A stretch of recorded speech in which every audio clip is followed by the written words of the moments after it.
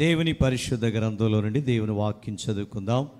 ఈరోజు మన ధ్యాన నిమిత్తమై లూకాసు వార్త 22వ అధ్యాయం 14వ వచనం నుండి 20వ వచనం వరకు చదువుకుందాం. చదవండి. ఆ గడియ వచ్చినప్పుడు ఆయనతో కూడా అపోస్తులను పంక్తిని కూర్చుండిరి. అప్పుడు ఆయన, నేను శ్రమ పడక మునుపు మీతో కూడా ఈ పస్కా భుజింపోలని మిక్కిలి ఆశపడి తిని, అది దేవుని రాజ్యములో నెరవేరు వరకు ఇక ఎన్నడూ దాన్ని భుజింపనని మీతో చెప్పుచున్నానని వారితో చెప్పి, ఆయన గిన్నె ఎత్తుకొని కృతజ్ఞతాస్తుతులు చెల్లించి, మీరు దీన్ని తీసుకొని మీలో పంచుకొనడి. ఇక మీదట దేవుని రాజ్యం వచ్చే వరకు నేను ద్రాక్షారసము త్రాగనని మీతో చెప్పుచున్నానని. ఆయన ఒక రొట్టె పట్టుకొని కృతజ్ఞతాస్తుతులు చెల్లించి దాన్ని విరిచి వారికిచ్చి, ఇది మీ కొరకు ఇయ్యబడుచున్న నా శరీరము, నన్ను జ్ఞాపకం చేసుకున్నటకు దీన్ని చేయుడని చెప్పాను. గిన్నె పట్టుకొని, ఈ గిన్నె మీ కొరకు చిందింపబడుచున్న నా రక్తము వలనైన క్రొత్త నిబంధన. ఆమేన్. హల్లెలూయా. ప్రభునందు ప్రియా దేవుని బిడ్డలారా, ఈరోజు మన వాక్య అంశం జ్ఞాపకము చేసుకొనుట. అందరు చెప్పండి, ఈరోజు వాక్యం ఏంటి? జ్ఞాపకం చేసుకొనుట. ఏం జ్ఞాపకం చేసుకోవాలి? ఎవరిని జ్ఞాపకం చేసుకోవాలి? ఎందుకు జ్ఞాపకం చేసుకోవాలి? ఈరోజు చాలా ప్రాముఖ్యమైన విషయాలు మనం తెలుసుకుందాం. యేసు ప్రభు సిలువకు అప్పగించబడబోయే ముందు పులియని రొట్టెల పండుగ, దాన్ని పస్కా పండుగ అన్నారు. ఆ పండుగ రోజున శిష్యులు పిలిచారు, అయ్యా పట్టణంలోకి వెళ్ళండి. మీరు పట్టణంలోకి వెళ్ళినప్పుడు నీళ్ల కుండ మోసుకొని ఒకడు వెళ్తూ ఉంటాడు. వాడి వెనకాల మీరు వెళ్ళండి. వెళ్ళి, అయ్యా నా ప్రభు పస్కా పండుగ జరుపుకోవడానికి ఒక విడిది గది కావాలంట, ఒక మేడగది కావాలంట అని మీరు అతన్ని అడిగితే అతను చూపిస్తాడు అని యేసు ప్రభు చెప్తే, నిజంగానే వీళ్ళు పట్టణంలోకి వెళ్తూ ఉండగా ఒక నీళ్ల కొండ మోసుకెళ్తున్నాడు. దేవుని స్తోత్రం. వాడి వెనకాల వీళ్ళు వెళ్ళారు. పేతురు, యోహాను వీళ్ళు వెళ్తున్నారు. వెళ్ళినప్పుడు అతను అడిగారు, అయ్యా మా ప్రభువుకి ఒక మేడగది కావాలి, అక్కడ రొట్టెల పండగ చేసుకోవాలి అని చెప్పినప్పుడు అతడు చక్కగా ఆ మేడగదిలో తీసుకెళ్ళాడట. దేవుని స్తోత్రం. అప్పుడు యేసు ప్రభు, శిష్యులు వాళ్ళందరూ చక్కగా ఆ భోజన పంక్తిలో కూర్చున్నారు. కూర్చున్నప్పుడు యేసయ్య అంటున్నాడు, నేను ఏమంటున్నాడు చూడండి, శ్రమ పడక మునుపు మీతో కూడా ఈ పస్కాను భుజించాలని ఆశపడి తిని, దేవుని రాజ్యములో నెరవేరు వరకు ఇక ఎన్నడూ దాన్ని భుజింపనని మీతో చెప్పుచున్నాను. దేవునికి స్తోత్రం. మరలా ఎప్పుడు చేస్తాడంట ఆయన? దేవుని రాజ్యంలో చేరినాక. ఆయన చివరిసారిగా శిష్యులతో కలిసి ఆయన భోజన పంక్తిలో కూర్చొని ఆ యొక్క రొట్టెను ద్రాక్షారసాన్ని తీసుకోవాలని ఆయన ఆశపడ్డారు. ఆ మాట వారికి తెలియపరిచారు. ఆ సమయంలో ఆయన ఒక రొట్టె పట్టుకొని కృతజ్ఞతాస్తుతులు చెల్లించి దాన్ని విరిచి, ఇదిగో నా శరీరము, నా శరీరము, నన్ను జ్ఞాపకం చేసుకున్నటకై దీన్ని చేయుడి అని సెలవిచ్చాను. ఆ తరువాత ద్రాక్షారసం కూడా ఇచ్చారు. ఇది నా రక్తము అని ప్రభు సెలవిచ్చారు. దేవుని స్తోత్రం. అక్కడ జరిగిన సంఘటన, ఆ వాక్యాన్ని ఇప్పుడు మనం తెలుసుకుందాం. ఇప్పుడు అసలు విషయంలోకి వద్దాం. యేసు ప్రభు అంటున్నారు, మీరు నన్ను జ్ఞాపకం చేసుకోండి. హల్లు చెప్పండి అందరూ. ఏం చేయమంటున్నాడు ఆయన? మీరు నన్ను జ్ఞాపకం చేసుకోండి. ఈరోజు మనం కూడా రొట్టెల పండగలో వచ్చేసాం. ఇది ఏ పండగ? రొట్టెల పండగ, పస్కా పండుగ. ఈ పండుగలో నీవు నేను మనము యేసుక్రీస్తును జ్ఞాపకం చేసుకోవాలి. గట్టిగా చేద్దాం హల్లెలూయా. చూడండి 2 తిమోతి 2వ అధ్యాయం 8వ వచనం. 2 తిమోతి 2:8. దావీదు సంతానములో పుట్టి మృతుల్లో నుండి లేచిన యేసుక్రీస్తును జ్ఞాపకం చేసుకొనుము. ప్రియా దేవుని బిడ్డలారా, మనము ఎవరిని జ్ఞాపకం చేసుకోవాలి? దావీదు సంతానంలో పుట్టినవాడు, మరణాన్ని జయించి లేచినవాడు యేసుక్రీస్తును జ్ఞాపకం చేసుకోవాలంటే గట్టిగా చప్పట్లు కొట్టి స్తోత్రం చేద్దాం. హల్లెలూయా. అందరూ చెప్పండి, ఎవరిని జ్ఞాపకం చేసుకోవాలి? దావీదు సంతానంలో పుట్టినవాడు, మరణాన్ని గెలిచి లేచినవాడు మన ప్రభు. అది ఆయన మనం జ్ఞాపకం చేసుకోవాలి. ఎప్పుడు జ్ఞాపకం చేసుకోవాలి? చెప్పాలి. ఎప్పుడు జ్ఞాపకం చేసుకోవాలి? ఆయన్ను చెప్పాలి. మీరు కూడా చెప్పాలి. ఎప్పుడు జ్ఞాపకం చేసుకోవాలి యేసుక్రీస్తును? ఎప్పుడు జ్ఞాపకం చేసుకోవాలి? మాట్లాడండి అమ్మా. ఎప్పుడు జ్ఞాపకం చేసుకోవాలి? చాలామంది లోకస్తులు అంటారు, ఇప్పుడే వెళ్తావా? ఎక్కడికి? చెప్పు చెప్పు చెప్పు. ఇప్పుడే వెళ్తున్నావా? ఇప్పుడే తీసుకుంటున్నావా? ఎప్పుడు తీసుకోవాలి? పెళ్ళయి పిల్లలు పుట్టి వాళ్ళ పెళ్ళిళ్ళు చేసి ఎప్పుడెప్పుడు ముసలోడు అయిపోయి ముసలిదాని అయిపోయి వెంట్రుకలు తెల్లబడిపోయి చూపు తగ్గిపోయి పళ్ళు ఊడిపోయి నడుము వంగిపోయి మోకాళ్ళు అరిగిపోయి నోటి మాట పడిపోయి చెవులు పోయి స్తోత్రం అంతా అయిపోయినాక ఎప్పుడు అంతా అప్పుడు వెళ్ళేది ప్రార్థనకి. అప్పుడు ఆయన నమ్ముకునేదని లోకస్తులు అంటున్నారు. వాక్యం ఏమంటుంది? చదవండి. ప్రసంగి 12వ అధ్యాయం 2వ వచనం. ప్రసంగి గ్రంథం 12వ అధ్యాయం 2వ వచనం.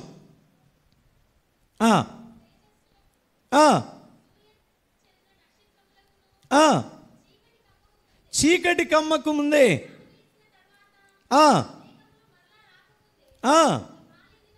నీ బాల్య దినములయందే నీ సృష్టికర్తను స్మరణకు తెచ్చుకొనుము. నీ బాల్య దినములయందే నీ సృష్టికర్త అయిన దేవుణ్ణి జ్ఞాపకం చేసుకో. ఎప్పుడు జ్ఞాపకం చేసుకోవాలంటే అంత అయిపోయినా కాదు, అంత అయిపోయినా కాదు. ఎప్పుడండి? బాల్య దినములయందే, చిన్న వయసులోనే. మన సంఘాల్లో వస్తున్న బిడ్డలంతా చిన్న వయసులో యవ్వన కాలంలోనే బాప్తిసాలు తీసుకున్నారు, చక్కగా దేవుల్లో నడుస్తున్నారు. ఇంకా కొంతమంది ఉన్నారు, బాప్తిసం తీసుకోండి అమ్మా, ప్రభువు నమ్ముకోండి అమ్మా అంటే ఓహో ఓహో అంటున్నారు. అంటే ఇంకా టైం ఉందన్నమాట. స్తోత్రం.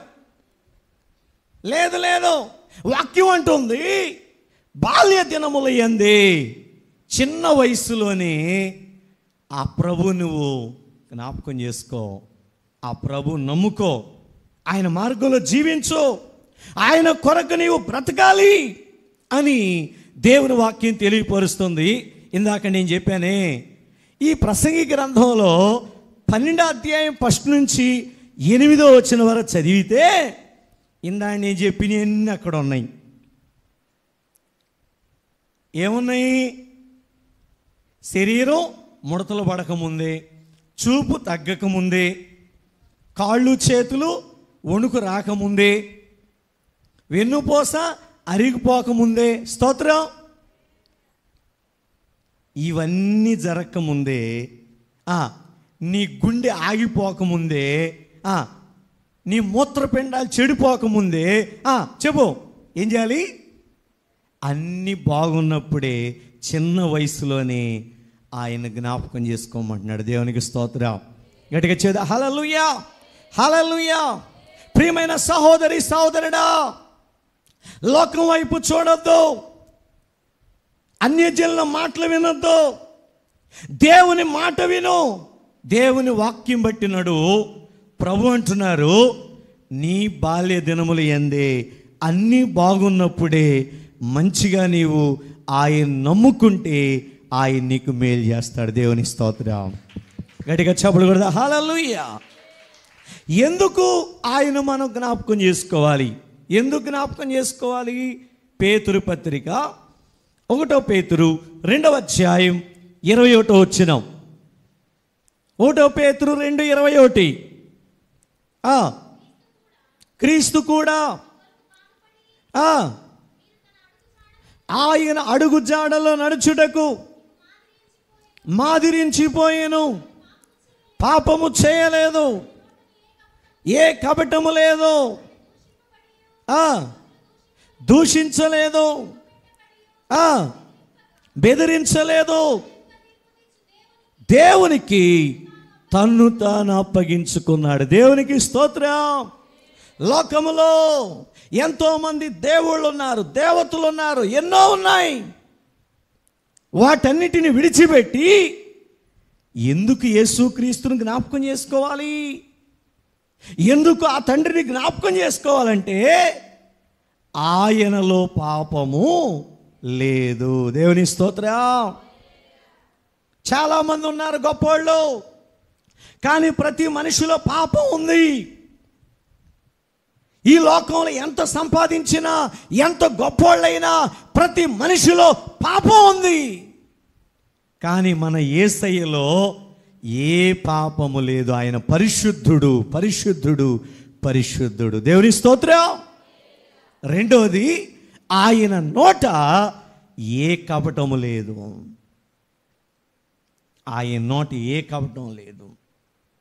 ఇవాళ మనుషుల్లో ఎక్కడ చూసినా కపటం, లోపల ఒకటి బయటకు మరొకటి. అయ్యగారు వందనాలంటే అమ్మో ఎంత మంచిదో, ఎంత మంచోడో వందనాలు అన్నారు అనుకుందాం, కానీ లోపల నుండి వస్తున్నాయి. హల్లెలూయా, స్తోత్రం. కడుపులో ఉన్నాయి పెద్ద పెద్దవి, పెద్ద పెద్దవి కపటము. కానీ మన యేసయ్యలో కపటము లేదు. నెక్స్ట్, ఆయన దూషించినా దూషించలేదు. యేసు ప్రభువును చాలామంది దూషించారు, ఆయనతో ఉన్నోళ్ళు దూషించారు, ప్రధాన యాజకులు పెద్దలు దూషించారు, శాస్త్రులు పరిసయ్యులు దూషించారు, తన సొంత ఇంట్లో వాళ్ళు కూడా దూషించారు. అమ్మా, నిన్ను దూషిస్తారు, నన్ను దూషిస్తారు, మనల్ని కూడా దూషిస్తానే ఉంటారు. కానీ మన యేసయ్య దూషించలేదట, మనం కూడా దూషించొద్దు.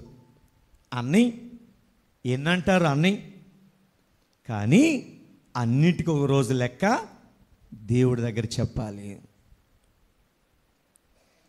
ఇంతవరకు ఏ విషయంలో ఎవరితో కూడా తొందరపడి ఒక్క చిన్న మాట కూడా అనడానికి నా మనసు ఒప్పుకోదు, అనలేను. ఎందుకంటే ఆ ఓర్పిచ్చాడు ఆయన, ఆ ఓర్పిచ్చాడు. మరి నీలో ఆ ఓర్పు ఉందా?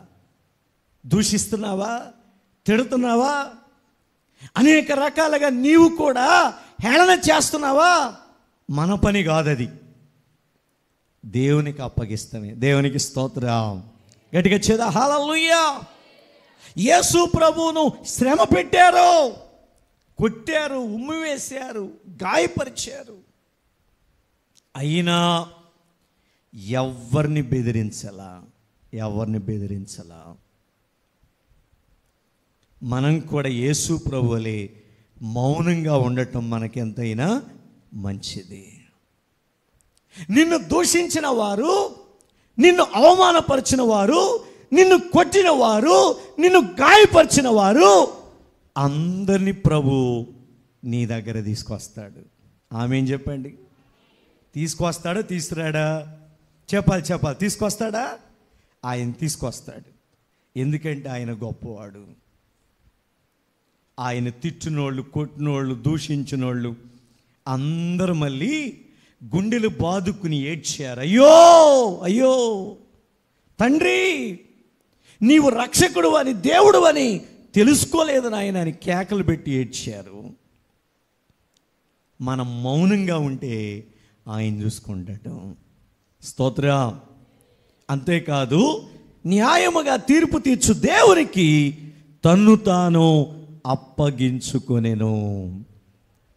అమ్మా, ప్రతిదీ తండ్రికి అప్పగించు. ఆయనే చేయాలి. ప్రతిదీ కూడా దేవునికి అప్పగించడం మనం నేర్చుకోవాలి. ప్రతి విషయాన్ని ఆ తండ్రికి అప్పగిస్తున్నా, ఆ దేవునికి అప్పగిస్తున్నా, ఆయనే అన్నిటినీ జరిగించువాడు. గట్టిగా చప్పులు కొడి స్తోత్రం చేద్దాం. అందరూ గట్టిగా ఆమేన్ చేద్దాం. ఆమేన్ హల్లెలూయా. అన్నీ జరిగించేవాడు ఆయనే. మన వల్ల అయితే ఏది కాదు. మన వంతు, నాయనా ఈ పని చేస్తున్నా, ఇది నీ చేతికి అప్పగిస్తున్నా, నీ చిత్తానికి అప్పగిస్తున్నా, నీవే తోడుగా ఉండి జరిగించు. ఆమేన్. గట్టిగా చెప్పండి. ఇంకొంచెం గట్టిగా, ఇంకొంచెం స్వరం ఎత్తి ఆమేన్ హల్లెలూయా. ఆయన సమస్తము జరిగించే దేవుడు గనక ఆయన్ను మనం జ్ఞాపకం చేసుకోవాలి. ఎవరైనా మహాదేవుడు, నిజమైన దేవుడు, సర్వాధికారం గల దేవుడు, సర్వ సృష్టికర్త, రాజులకు రాజు, ప్రభులకు ప్రభు, నిజమైన దేవుడు, మనం నమ్ముకున్న దేవుడు గొప్ప దేవుడు. అందరూ చెప్పండి ఆ మాట. మనం నమ్ముకున్న దేవుడు ఎవరు? గొప్ప దేవుడు.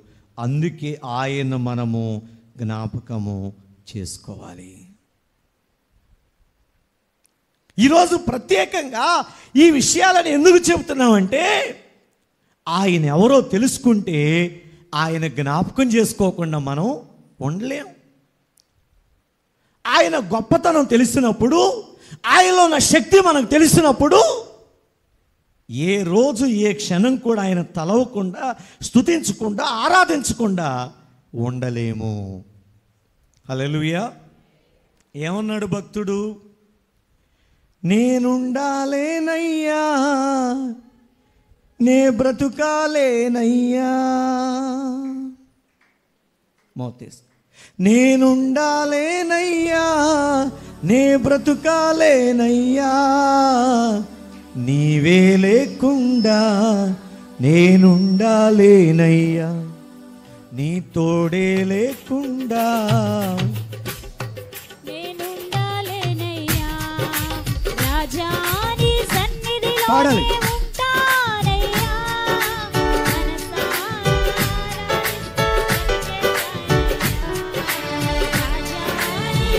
ఆమేన్. స్తోత్రం.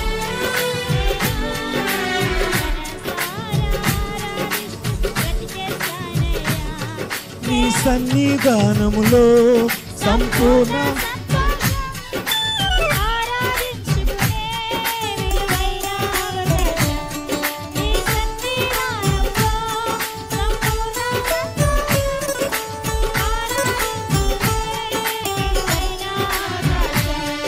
కోల్పోయినవన్నీ నాకు ఇచ్చుటకును బాధల నుండి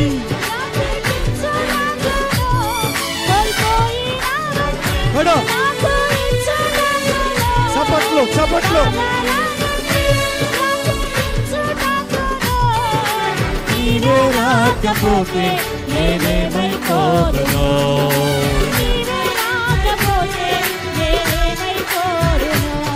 నేనుండాలేనయ్యా నే బ్రతుకాలేనయ్యా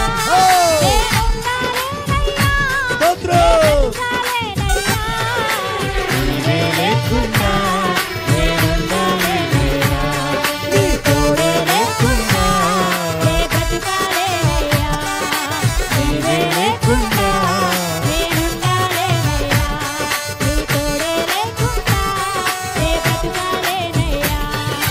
రాజాని సన్నిధిలోనే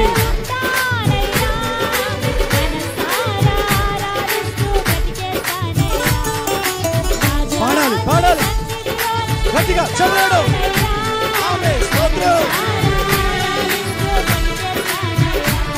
నేనుండాలేనయ్యా నే బ్రతుకాలేనయ్యా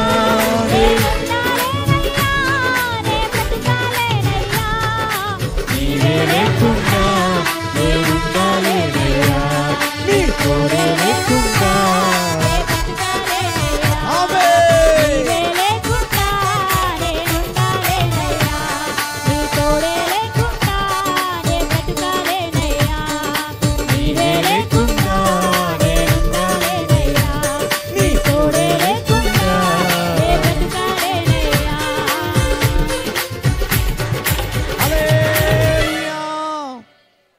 ప్రతి దినము ప్రతి క్షణము ఆయన తలవకుండా ఆయన స్తుతించకుండా ఆయన ఆరాధించకుండా ఉండలేము.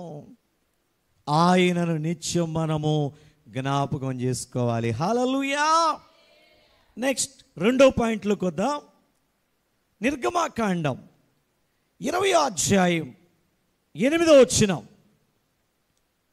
ఫస్ట్ పాయింట్ యేసుక్రీస్తును జ్ఞాపకం చేసుకోవాలి. రెండవ మాట చూద్దాం. నిర్గమాకాండం 20వ అధ్యాయం 8వ వచనం.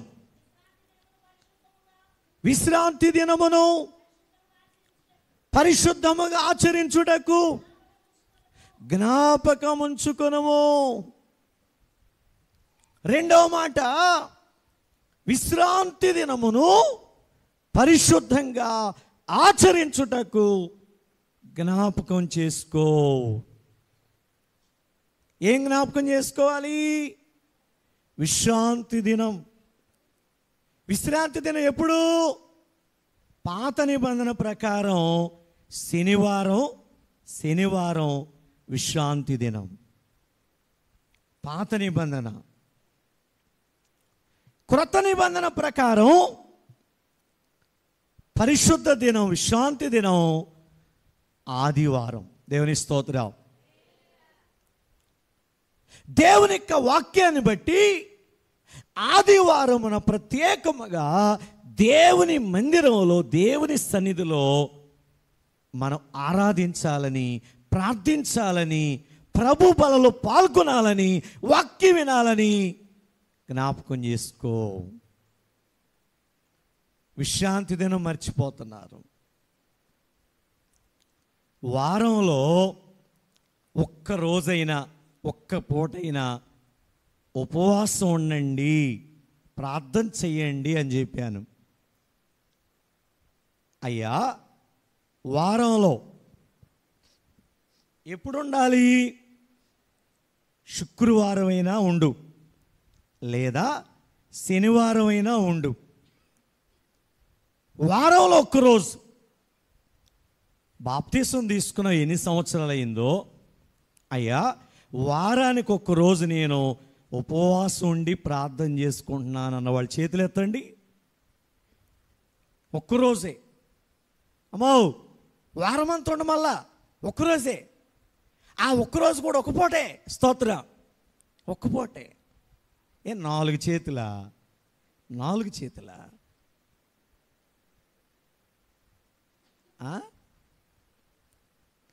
అంటే ఇక రోజు అదే పనిలో ఉంటున్నాం అనమాట. దేవుని స్తోత్రం. హల్లెలూయా.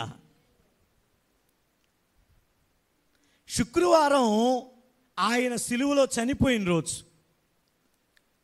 శనివారం విశ్రాంతి దినం, ఆదివారం ఆయన లేచిన రోజు. ఈ మూడిట్లో ఏదో పూట ఏదో రోజు ఉపవాసం అలవాటు చేసుకో. ఖచ్చితంగా ఉండాలి విశ్వాసి. చాలామందికి అసలు అలవాటు లేదనుకుంటా. ఉపవాసం ఉంటున్నామంటే ఎందుకు కొత్తగా చూస్తున్నారు. దేవుని స్తోత్రం. ఉండండి. ఓ పూట రెస్ట్ ఇస్తేనంట మిషన్ కొద్ది బాగా పనిచేసిద్దంట. దేవుని స్తోత్రం. నీకు ఆరోగ్యం కూడా చాలా బాగుంటుంది. ఓ పూట రెస్ట్, ఓ పూట రెస్ట్, చాలా యాక్టివ్గా ఆరోగ్యంగా ఉంటావు. దేవుని స్తోత్రం చేద్దాం, గట్టిగా చేద్దాం. హల్లెలూయా. ఖచ్చితంగా వారంలో ఒక రోజు ఒక పూట అందరూ ఉపవాసం ఉండి ప్రార్థన చేయుదురుగాక. ఆమేనని ఎత్తి కుదరదు. రేపు నుంచి మొదలెట్టాలి. స్తోత్రం. వచ్చే వారం నుండి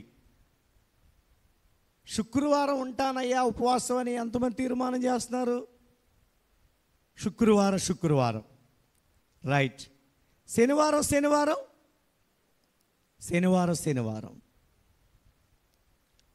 ఈ 2 దినాల్లో ఏదో పూట వారం, ప్రతి వారంలో ఖచ్చితంగా మీరు అలవాటు చేసుకోండి.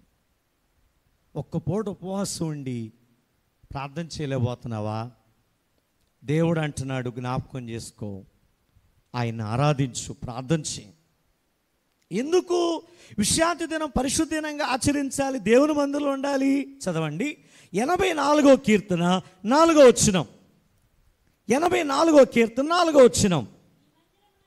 నీ మందిరమునందు నివసించువారు ధన్యులు, నిత్యము నిన్ను స్తుతిస్తారు. 10వ వచనం. నీ ఆవరణములో ఒక్క దినము గడుపుట 1000 దినాల కంటే శ్రేష్టము. అమ్మా, దేవుని మందిరంలో ఒక్క దినము గడుపుట 1000 దినాల కంటే శ్రేష్టం. ఎన్ని ఆదివారాలు పోగొట్టుకుంటున్నారు, ఎన్ని శుక్రవారం ఉపవాస దినాలు పోగొట్టుకుంటున్నారు, ఎన్ని శనివారం ఉపవాస దినాలు పోగొట్టుకుంటున్నారు, ఎన్ని ఆదివారపు ఆరాధనలు పోగొట్టుకుంటున్నారు చాలామంది. వాక్యం అంటుంది, నీవు పరిశుద్ధ దినమున దేవుని మందిరంలో ఉండాలని జ్ఞాపకం చేసుకో. అమ్మా, ఇవాళంట 10 ఎకరాలు వేయాలంట నాటు. అమ్మో, మన చిన్నమ్మకి మన అక్కయ్యకి ఇవాళ 1500 పడతాయి. 1500 పడతాయి. మరి మనకి మందిరానికి వెళితే ఏమొస్తాయి? మాట్లాడతలా. మందిరాలకు వెళ్తే ఏమొస్తాయి? మాట్లాడరే. హల్లెలూయా. వాళ్ళకి 1500 పడ్డాయి కదా, మనకు 2000 పడ్డాయి. స్తోత్రం. ఆమేన్ చెప్పండి. ఆమేన్. హల్లెలూయా. ఎలా ఇస్తాడో, ఎప్పుడు ఇస్తాడో అది నీ కన్నులకు ఆశ్చర్యం. నీ కన్నులకు ఆశ్చర్యం. నీవు దేవుని మందిరంలో ఉన్నావు గనక వాళ్ళకంటే డబల్ రెట్టింపు నా దేవుడిస్తాడు అని విశ్వాసంతో పరిశుద్ధ దినమున దేవుని మందిరంలో ఉండాలని జ్ఞాపకం చేసుకో. యెషయా గ్రంథం 58వ అధ్యాయం 13వ వచనం. యెషయా 58:13.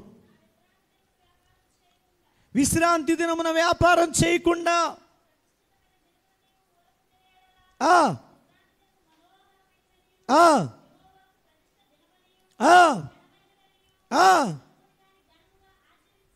ఘనముగా నీవు ఆచరిస్తే ఆ, ఆ, ఆనందించెదవు, దేశము యొక్క ఉన్నత స్థలముల మీదకి ఎక్కిస్తాడంట. చబులు కొట్టి స్తోత్రం చేద్దాం. హల్లెలూయా. ఆదివారమున ఏ పని చేయకుండా, ఏ వ్యాపారం చేయకుండా, ఏ పని పెట్టుకోకుండా దేవుని మందిరములో ఆయన ఘనపరిస్తే దేశం యొక్క ఉన్నత స్థలముల మీదకి ఎక్కిస్తాడు ఆయన. ఆమేన్ చెప్పండి. ఆమేన్. హల్లెలూయా. తెలియని వాళ్ళు ఎక్కడెక్కడికో పరుగులెత్తారు, ఏదేదో చేస్తుంటారు. నీకు వాక్యం తెలుసు, రక్షణ పొందావు, ఖచ్చితంగా నీవు ఆదివారం దేవుని మందిరంలో ఉండాలి అని జ్ఞాపకం చేసుకోమంటున్నాడు. జ్ఞాపకం చేసుకోమండి. ఎందుకు రావాలి మనం మందిరానికి? ఎందుకు రావాలి? ఆయన మందిరంలో అనేక మేళలు ఉన్నాయి. ఏమా 65వ కీర్తన 2వ వచనం చదవండి. 65వ కీర్తన 2వ వచనం.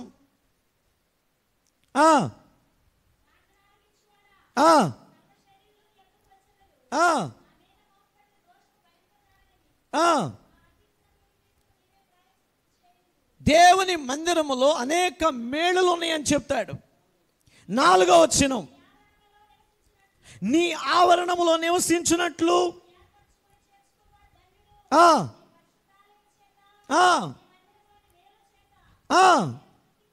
నీ మందిరములో ఉన్న మేలు చేత మేము తృప్తి పొందిదాము.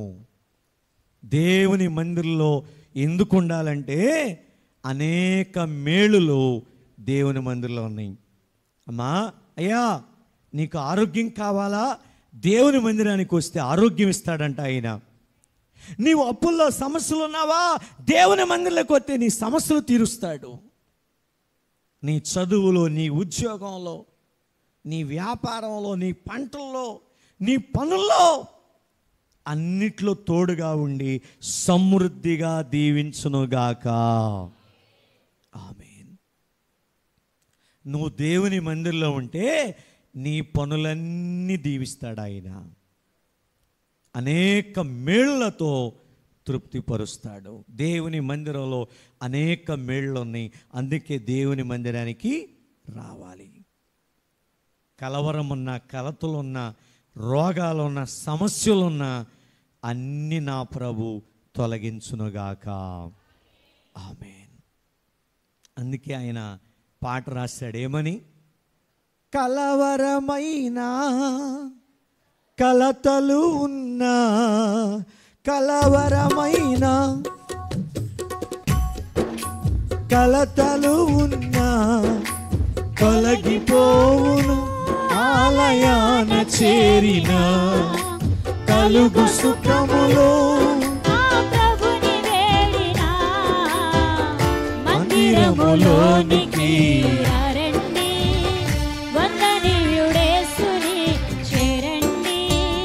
మందిరములోనికి రండి, వందనీయుడేసుని చేరండి.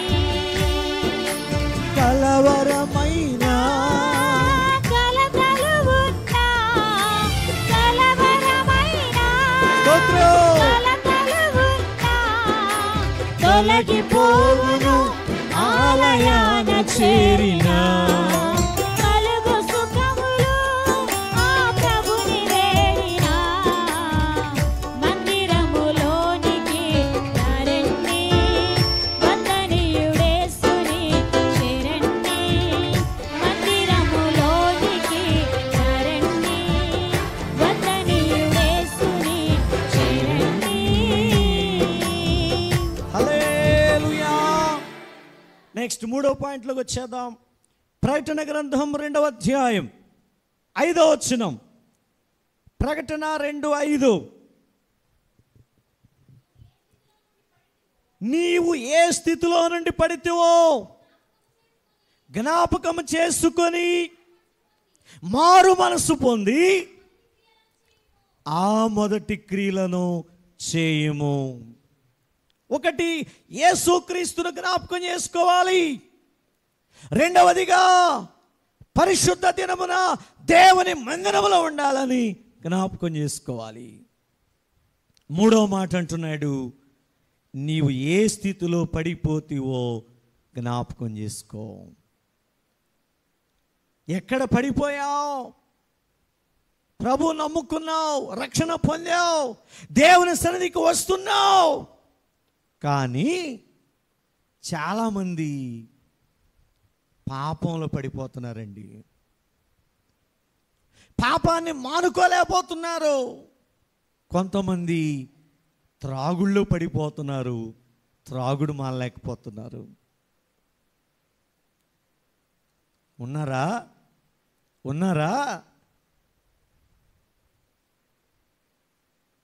పాపం చేస్తూ, త్రాగుతూ, వాక్యానికి వ్యతిరేకమైన పనులు చేస్తూ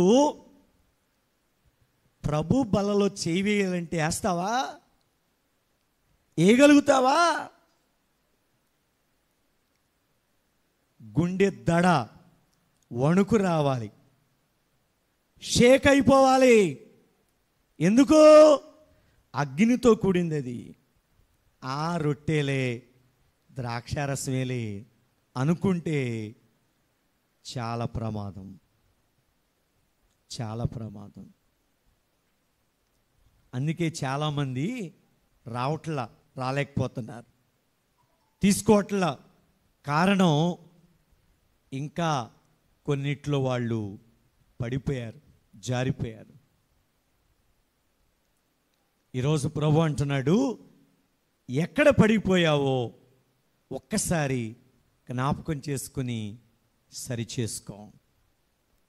బైబిల్లో కూడా చాలామంది పడిపోయారు. దావీదు పాపంలో పడిపోయాడు. సంసోను పాపంలోని పడిపోయాడు.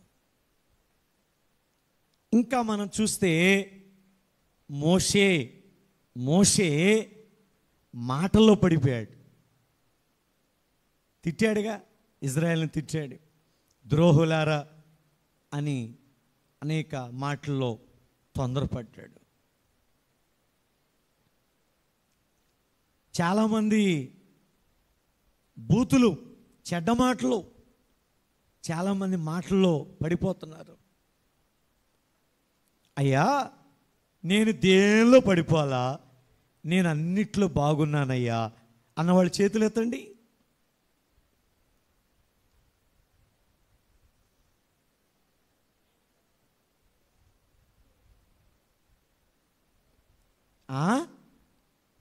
ఏదో విషయంలో పడిపోతానే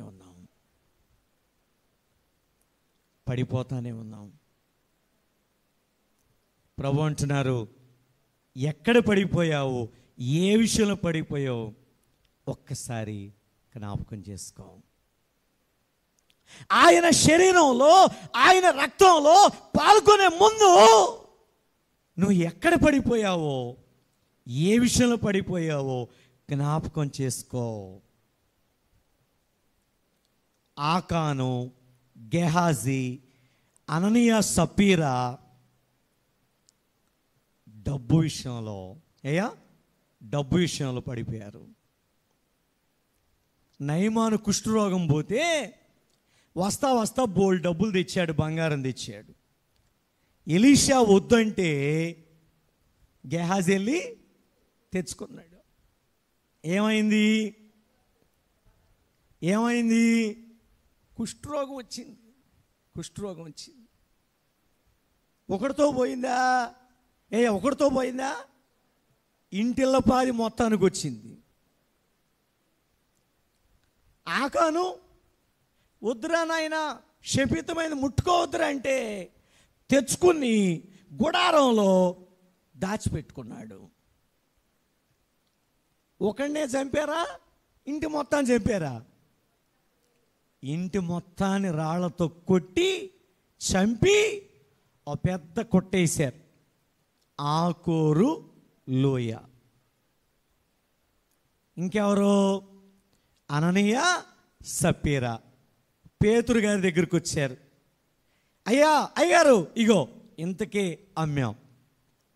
ఇంతకే అమ్మారా? ఇంతకే అమ్మాం. డబ్బు విషయంలో అబద్ధం ఆడారు. ఒకళ్ళు చనిపోయారు, ఇద్దరు చనిపోయారా? ఇద్దరు చనిపోయారు. అమ్మో, చాలా డేంజర్, చాలా ప్రమాదం. దేవుడు అంటే, వాక్యం అంటే, బల్లారాధనంటే అంత తేలిగ్గా తీసుకోమాక ఆలోచన చేయి, పరిశీలన చేయి, పరీక్షించుకో. చాలామంది ఇలా పడిపోయారు, తొలగిపోయారు. ఆనాడే కాదు, ఈనాడు కూడా చాలామందికి ఆశలు కలుగుతున్నాయి. ఇలాంటి ఇంకా ఆశలు వదులుకోలేకపోతున్నారు, పాపాన్ని వదులుకోలేకపోతున్నారు, తాగుడు ఎందుకు తాగుళ్ళో ఉన్న తీపి, ఆ మత్తు, ఆ పొగరు నీకేం తెలుసయ్యా? స్తోత్రం. పాపంలో ఉన్న ఆనందం నీకేం తెలుసయ్యా? డబ్బులో ఉన్న ఆనందం నీకేం తెలుసయ్యా? సాతానుడు ఆశలు రేపుతాడు, పడగొట్టేస్తాడు. నో, వాటి వైపు మనం చూడొద్దు.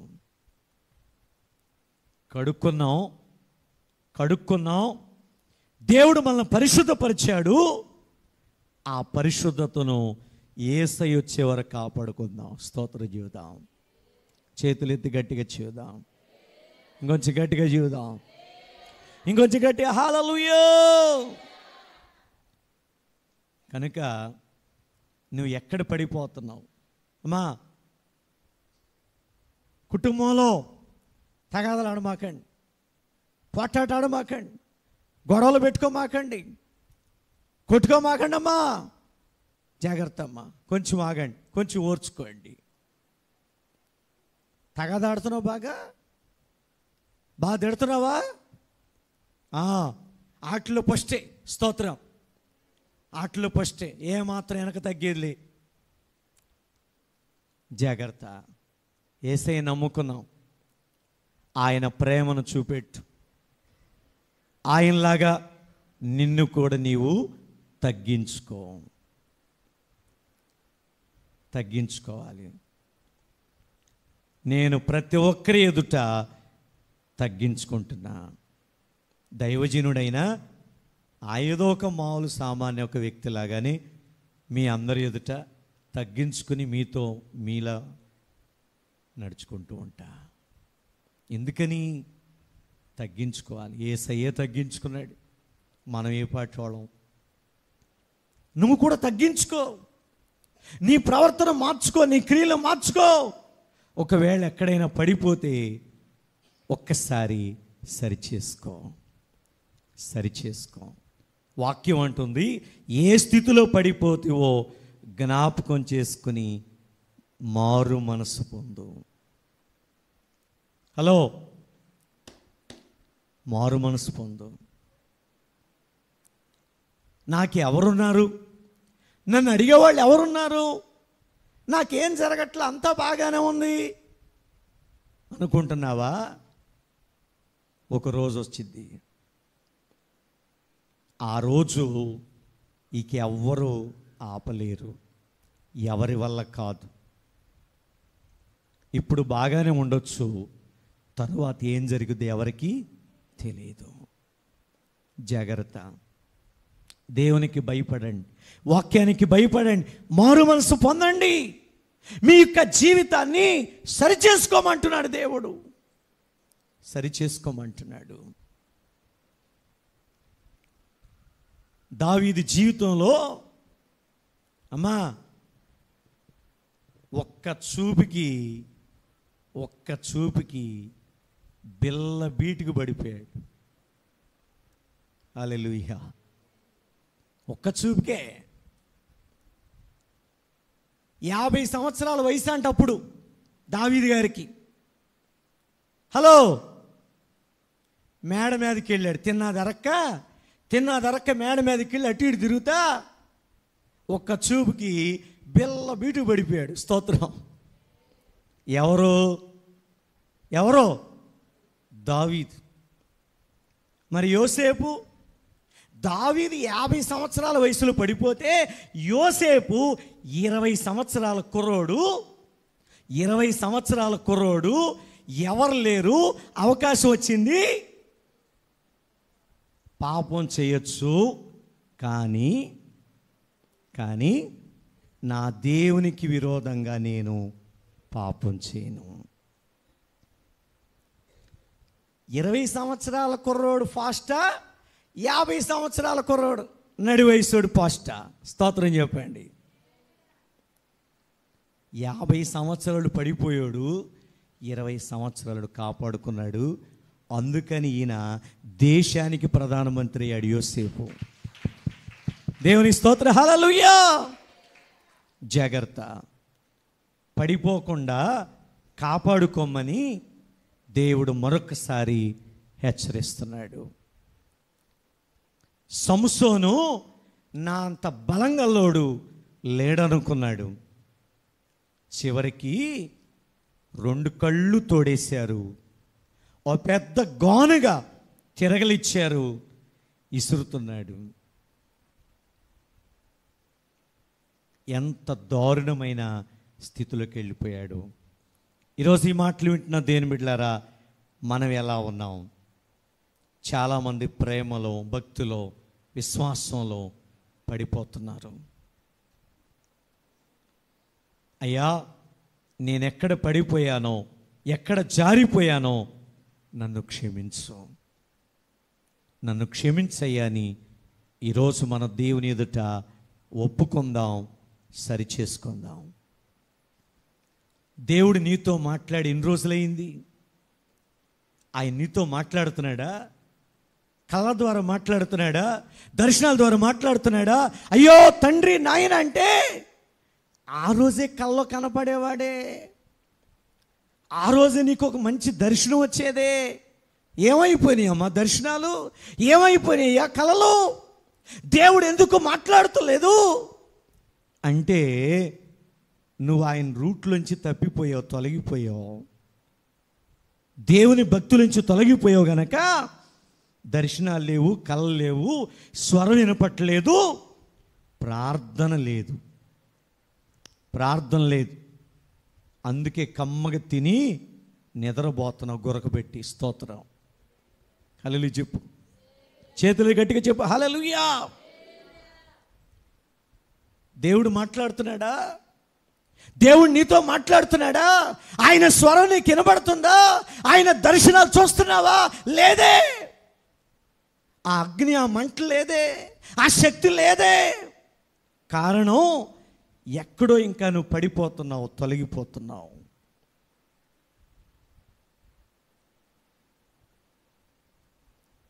దేవుని సన్నిధిలో ఆత్మల కోసం, సంఘాల కోసం, మందిరాల కోసం ప్రార్థన. ప్రతిరోజు నా ప్రార్థన, నా ఆశ అదే. ఆత్మలు రక్షించాలి, సంఘాలు కట్టాలి, మందిరాలు కట్టాలి. మొన్న కూడా చెప్పాను, కేరళ నుంచి ఒక దైవజనుడు వచ్చారు ఒక చోట మీటింగ్లో. ఆ సేవకుల మీటింగ్కి నేను కూడా వెళ్ళాను. ఆ దైవజనుడు చెప్తున్నాడు, ఆయన నా దగ్గరికి వచ్చి నా మీద చేతులుంచి, అయ్యా సేవకుడా, నీవు అనేక సంఘాలు, మందిరాలు కట్టడానికి దేవుడు నిన్ను వాడుకుంటున్నాడని ఆయన ప్రవచించాడు. దేవుని స్తోత్రం. దేవుడు నీ ద్వారా అనేక మందిరాలు కట్టించబోతున్నాడని ఆయన చెప్పాడు. అయ్యా పాస్టర్ గారు, ఏంటి నీ దర్శనం ఏంటి? నీ పిలుపు ఏంటి? నా దర్శనం, నా పిలుపు ఏంటంటే ఆత్మను రక్షించాలి, సంఘాలు కట్టాలి, మందిరాలు కట్టాలి. స్తోత్రం. ఆమేన్ చెప్పండి. ఆమేన్. ఇంకా ఎన్ని మందిరాలు కట్టిస్తాడో ఆయన, ఇంకా ఎన్ని ఆత్మలు రక్షిస్తాడో మీరు నమ్ముతారో లేదో కానీ విస్తారమైన గొర్రెలు గొర్రెలు మందలు మందలు దేవుడు చూపిస్తున్నాడు. విస్తారమైన గొర్రెలు, వాటిని నడిపిస్తున్న వాటిని చక్కగా ఆ పొలాల్లో తోలికెళ్తున్న వాటిని మేత కోసం. ఎప్పుడు చూసినా దయ్యాల కళ్ళు, పీడకళ్ళు, సాతాన కళ్ళు, ఉపవాసం లేదు, ప్రార్థన లేదు. కోరిన తిన్నావు, కావాల్సింది ఇచ్చాడు దేవుడు, బాగా తిని బిర్రుగా నిద్రపోతున్నావు. నీకు ఎక్కడ మంచి కళ్ళు వస్తాయి, ఎక్కడ మంచి దర్శనాలు వస్తాయి?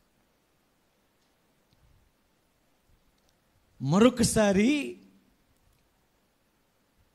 చక్కని పచ్చని పొలాలు, మన విశ్వాసులు వాళ్ళు వచ్చి అంటున్నారు, అయ్యగారు ఇదిగో ఈ మడి మందే, ఈ పొలం మందే, నాటేద్దాం పదా అంటున్నారు. దేవుని స్తోత్రం.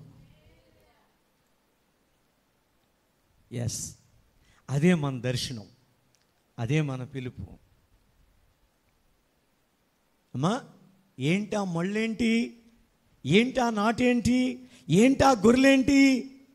అవే ఆత్మలు, ఆ మడులే మందిరాలు, సంఘాలు. స్తోత్రం. ప్రభు ఇచ్చాడు, ఇంకా విస్తారంగా ఇస్తాడు. చాలామందికి అర్థం కాదు, చాలామందికి తెలియదు. ప్రార్థన చేయండి. అయ్యా, నాతో ఎందుకు మాట్లాడతలా, నాకెందుకు మంచి దర్శనాలు రావట్లా? ఒక్కసారి మాట్లాడయ్యా, ఒక్కసారి మాట్లాడయ్యా, ఒక్కసారి మాట్లాడయ్యా అని నీ జీవితాన్ని మార్చుకుని, నీ హృదయాన్ని పగలగొట్టుకొని దేవుని దగ్గర పశ్చాత్తాపడితే ఆయన ఇప్పుడే నిన్ను క్షమించి నీ జీవితాన్ని అనేకులకు ఆశీర్వాదకరంగా మారుస్తాడు ఆయన. చప్పట్లు కూడా స్తోత్రం చేద్దాం. సరిపోలా, సప్ప కొడితే కొడగట్టుగా. రాత్రి కూడా పాడాను ఈ పాట, ఇప్పుడు కూడా పాడతా. ఏమన్నాడు? ఒక్క మాట చాలు, ఒక్క మాట చాలు, ఒక్క మాట చాలు ప్రభో, ఒక్క మాట చాలు, ఒక్క మాట చాలు, ఒక్క మాట చాలు ప్రభో, నాతో నీవు మాట్లాడినచు నీ బ్రతికేదను ప్రభో, నాతో నీవు మాట్లాడినచు నీ బ్రతికేదను ప్రభో. నా ప్రియుడా, నా హితుడా, నా ప్రాణనాథుడా, నా రక్షక, నా ప్రియుడా,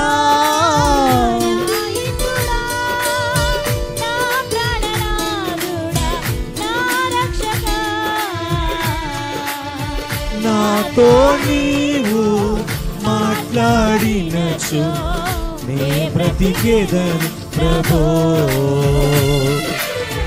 నాతో నీవు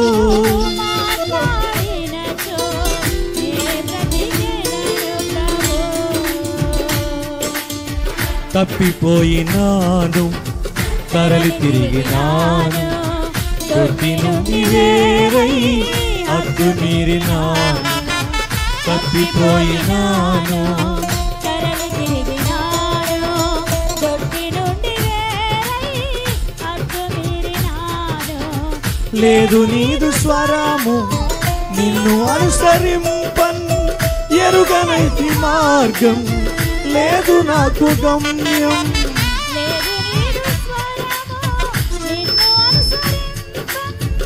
ఎరుగనైతి మార్గం లేదు నాకు గమ్యం.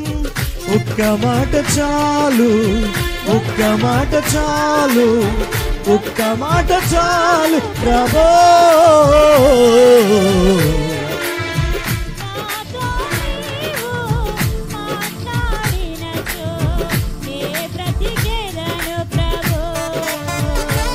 నాతో నీవు మాట్లాడినచో నీ బ్రతికేదను ప్రభు. నా ప్రియుడా నా హితుడా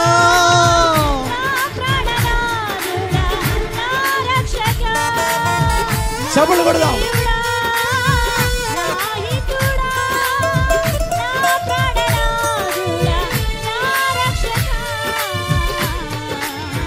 నాతో నీవు మాట్లాడినచో నీ బ్రతికేదను ప్రభు.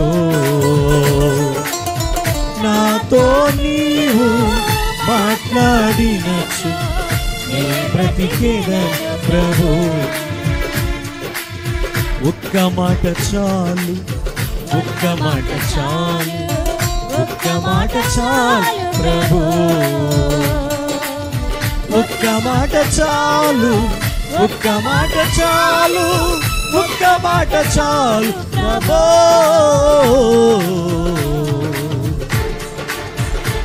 హల్లెలూయా. అందరానండి. ఒక్క మాట చాలు, ఒక్క మాట చాలు,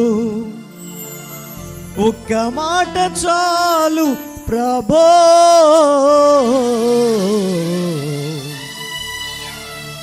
ఇప్పుడు అన్నాడు యేసయ్యను అడుగు, అయ్యా ఈరోజు ఒక్కసారి నాతో మాట్లాడు, ఒక్క మాట సెలవు చెబుదామా అందరూ కలిసి? ఒక్క మాట చాలు, ఒక్క మాట చాలు, ఒక్క మాట చాలు ప్రభు. ఒక్క మాట చాలు, ఒక్క మాట చాలు, ఒక్క మాట చాలు ప్రభు. నాతో నీవు మాట్లాడినచో నీ బ్రతికేదను ప్రభు. నా ప్రియుడా నా హితుడా నా ప్రాణనాథుడా నా రక్షకా, నాతో నీవు మాట్లాడినచో నీ బ్రతికేదను. నాతో నీవు మాట్లాడినచో నీ బ్రతికేదను ప్రభో. నాతో నీవు మాట్లాడినచో నీ బ్రతికేదను. నా ప్రియుడా నా హితుడా నా ప్రాణనాథుడా నా రక్షకా, నా ప్రియుడా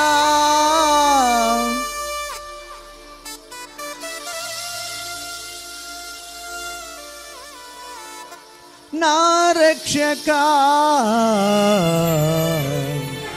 ఒక్క మాట చాలు, ఒక్క మాట చాలు, ఒక్క మాట చాలు ప్రభో. ఒక్క మాట చాలు, ఒక్క మాట చాలు, ఒక్క మాట చాలు ప్రభో. ఒక్క మాట చాలు, ఒక్క మాట చాలు,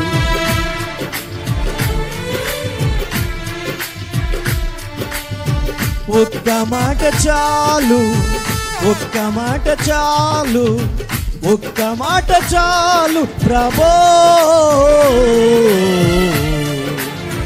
నాతో నీవు మాట్లాడినచో నీ బ్రతికేదను ప్రభో.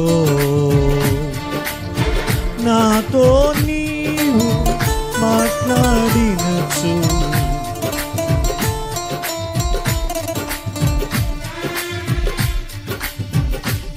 తండ్రి నాతో మాట్లాడి ఎన్ని రోజులైపోయింది. నీ స్వరం విని ఎన్ని రోజులు అయిపోయింది? మోకరించు, కళ్ళు మూసుకో, చేతులెత్తు.